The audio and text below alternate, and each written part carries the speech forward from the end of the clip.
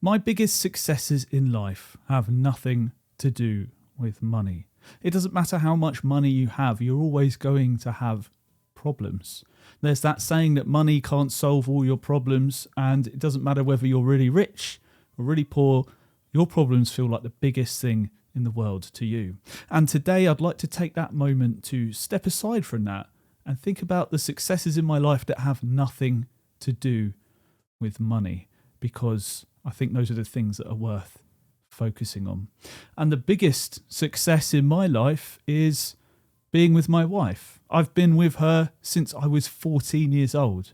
She's only 2 days younger than me, and we've been together since then. We've been together for 18 years, and we're finally married this year. And I think that is one of the biggest successes of my life. And the thing is, we've been together more than a lot of people's parents and other relationships. I've been together longer than my parents' relationship was. It's a weird feeling to think about.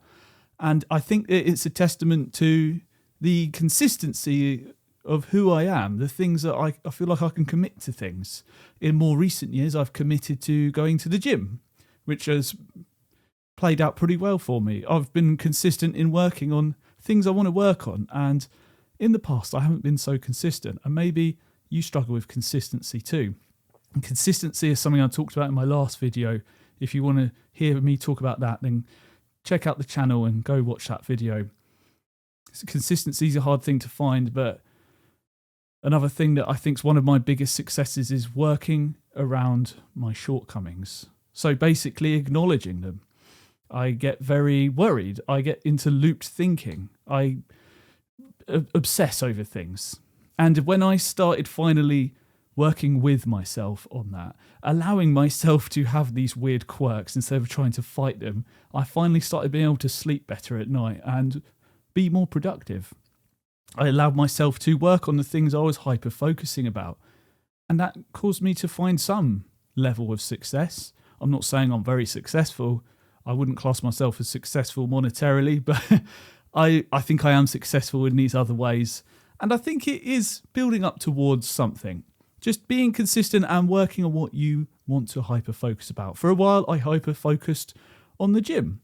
And that led me to this point where now I can kind of just maintain in the gym. I'm not seeking to grow. I've reached a state where I'm happy with my body. That's another success.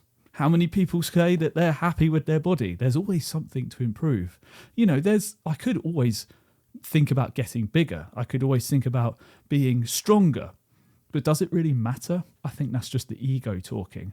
It's like I used to do powerlifting, walk into the gym today, and sometimes I see younger guys deadlifting heavy, and it reminds me of when I used to do that. And it wasn't really that long ago I was doing it, and I think I want to get over there and lift something heavy. But then it's the ego talking. And when I feel that, yes, I might try and engage with it a little bit, but then I think I need to step away from this. Why do I want to deadlift this heavy weight? What will it actually do for me in the long run? It'll make me feel excited in the now. But tomorrow, I'll be sore because I haven't been training for strength. It might even injure me. There's a high risk there to not much reward. Why should I follow the ego?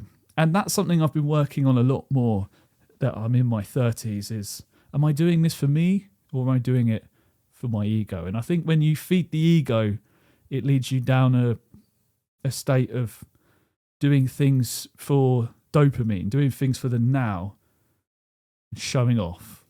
And I think if you can put that to one side and do things for you, for the future you, and the things you actually want in life, you're going to be a lot more happier. And then an extension of that is finding a reason to keep going, is finding that purpose. And that's something that I think is one of the biggest successes of my life in my recent life history. It's finding a reason to keep going, because for the longest time I didn't have a reason to keep going. I didn't have a reason to wake up in the morning, so I woke up in the afternoon. There was no reason for me to do anything. I didn't aspire to anything. I didn't work towards anything because I was just drifting through life. But in my 30s, I'm going to be 33 very shortly, I finally have a reason to keep going. And it's only in the past, I'd say, almost 4 years that I've had a real reason to wake up in the morning. And I feel so much better. I released a video a long time ago called The Magic of Early Mornings discussing this. This is on the Kneecap Jake channel. If you want to hear that, check that out. But I talked about that monumental change that I went through. I used to be that kind of person that was up until the sun came up. And only then did I feel ready to go to sleep. And it's not just because of that purpose, but I want to loop this back around to working with my shortcomings. I had a huge amount of shortcomings when it came to sleep. And this is one of the biggest triumphs I've had in my life. Sleep has been a thing that I have battled with. It's been one of the biggest problems that I've had to face.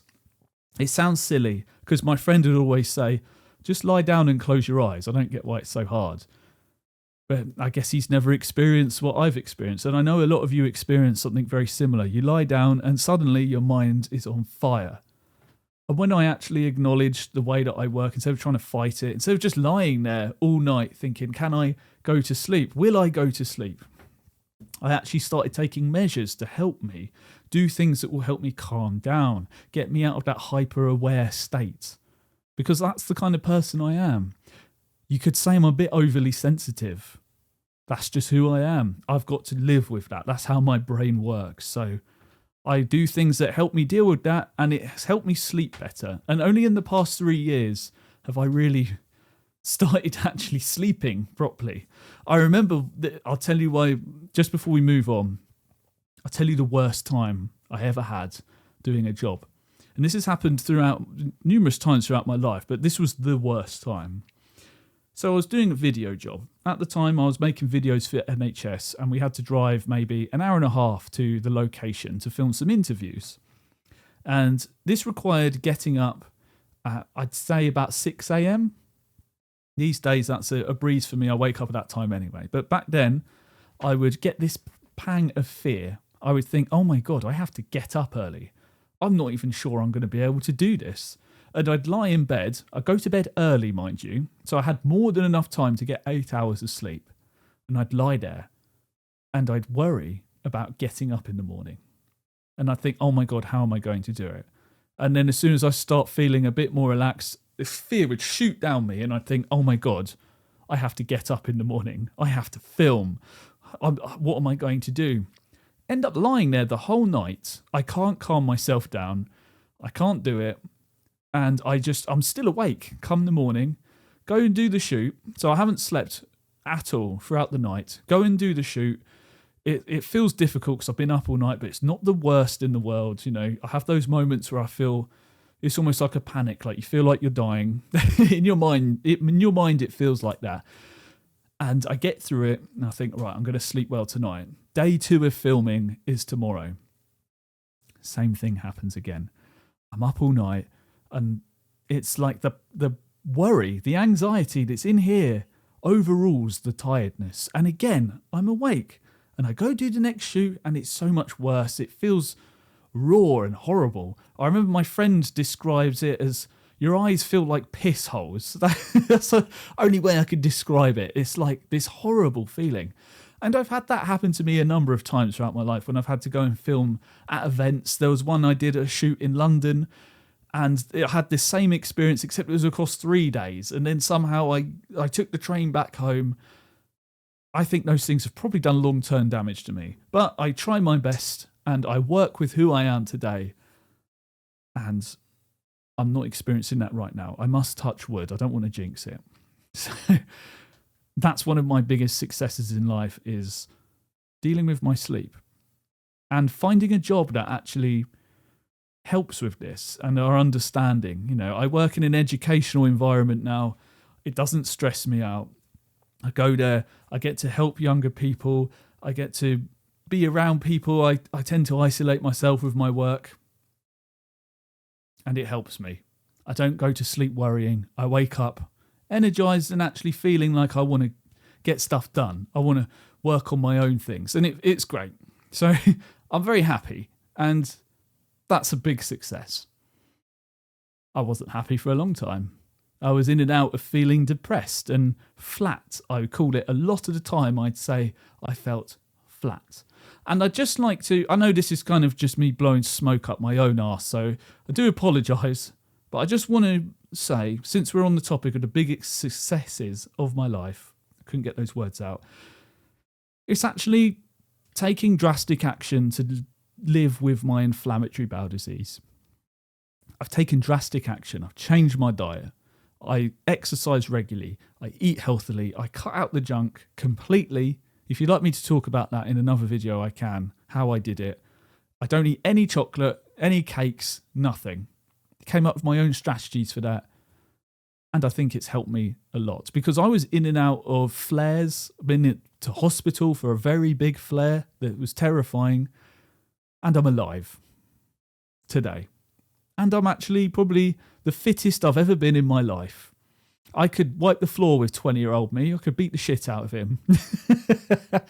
That's just the way it is. And that's one of the biggest successes in my life. And I'd like to keep that success going forward.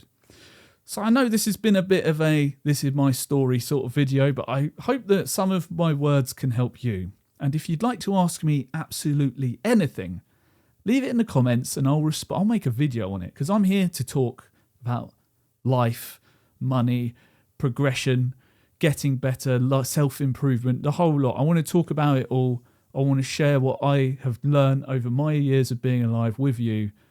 We can help each other and you can help me. Let me know. Thank you for watching.